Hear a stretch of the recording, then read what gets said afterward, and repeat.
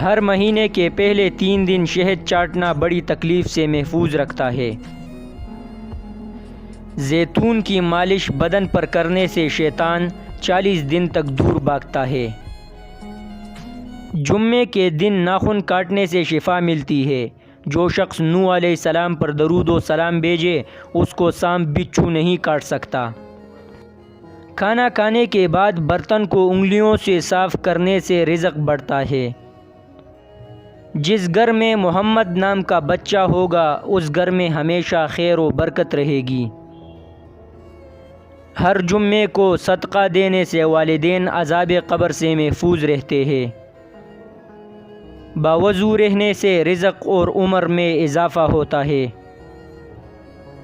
بسم اللہ پڑھ لی جائے تو شرمگاہ اور شیاطین کے درمیان پردہ بن جاتا ہے۔